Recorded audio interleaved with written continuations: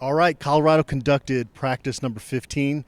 Practice number 14 was a scrimmage on Saturday and starting to kind of transition from camp mode to game planning mode. And we heard from Charles Kelly and Shiloh Sanders today. It sounds like because you have such a long month of August, you can start that game planning a little earlier than you normally would. Yeah, you have that time. You also know that this is a really important game. I mean, the opener is always important, but I think even more so for this program and just getting started. You want to get off on the right foot, and so it makes sense that they've been practicing a little bit. I imagine they've watched a lot of TCU, done a lot of game planning. You got to get that game right in a lot of ways, right? And you want to have a good showing that first week. It's a fine line, though, because there is a thing called paralysis by analysis when you overanalyze things too much because you've got to be out there playing fast as well. So it will be interesting to see. No, you're good. You're good. You're good. You want to join us? A guest appearance here?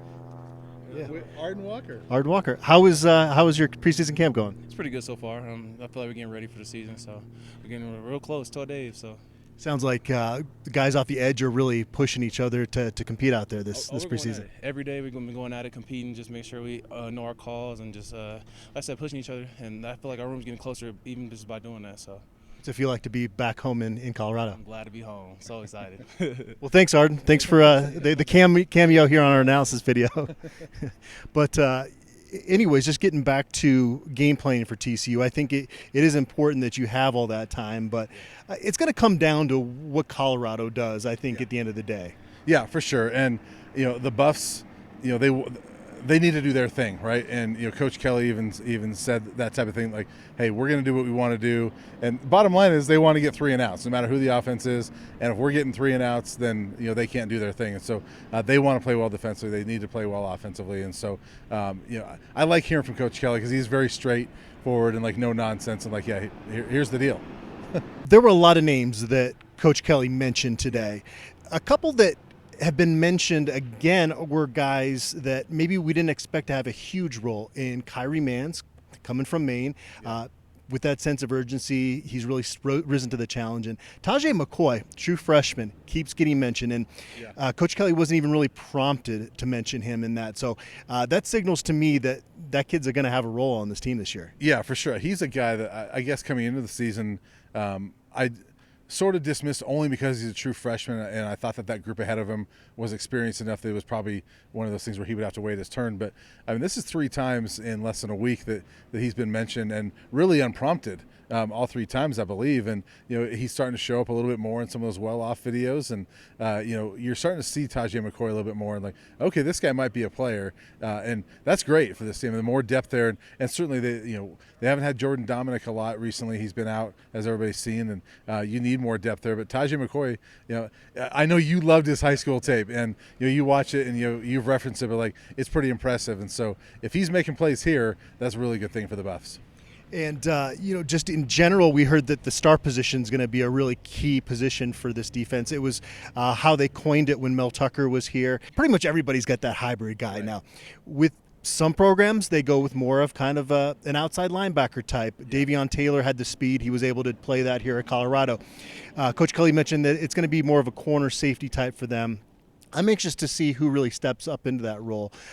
You mentioned before we hit record that Jaquez Robinson would seem to be a natural fit for that, but we don't know if he's going to be ready for the opener. So anxious to, because that is in 2023, you've got to have that versatile guy that can do a lot of different things and do it at a high level. Yeah, for sure. And, Coach Kelly also mentioned that probably the last 5 guys he's coached in that position have been more of a safety type. And so I tend to maybe look more towards that regard. Watching the scrimmage a little bit, looked like Jaden Milner-Jones was down in there. Jaquez has been out for, a week or so, but you hope he gets back because that's a guy I've said all along. He's one of the guys I'm most excited about because I love his versatility and the talent he has. He just seems like after a couple years at Alabama, he's ready to explode. And so you hope he gets back soon. But I would look more at that safety type. And, they like Shiloh, they like Trevor. They also like Cam, Sim, and Craig. I mean, do they want to get all 3 of those guys on the field at the same time? So it'll be interesting to see what they do with that. And one other guy I think is going to have a role in this defense is Roderick Ward. Maybe not necessarily as a starter, but a guy that can really help you out, again, with his versatility coming up from the FCS ranks. He played a lot of different roles before earlier in his career, and we saw him on Saturday chase down Dylan Edwards, and I think there maybe was miscommunication. I don't know if anybody – maybe you could count on your hand how many people on this planet could catch Dylan Edwards if he's running full speed. But to show that determination on that play was impressive. Yeah, if nothing else, whether he legitimately caught him or not, the fact that he didn't give up on the play is what impressed Coach Kelly. And Roderick Ward is a guy that, he's an experienced guy. I mean, he's a 5th or 6th year safety. Coming from Southern Utah, he's played a lot of football. He's a guy that can really bring a lot to this defense. And so, I didn't mention him initially, but he should be mentioned there as well. I mean, that's a guy that you could see being in that star role as well. It's going to slowly feel like more like football season around here because move-in is happening this week. Yeah. Classes are going to start on Monday. Again, we're getting there. It is almost kind of torturous at this point because it's not game week yet, but we're getting closer. We are getting closer. And, hey, we very professional with the way we handled Arden Walker's cameo appearance there. We didn't miss a beat, and it is getting close to game week. Though I know they're excited about it. We're excited about it.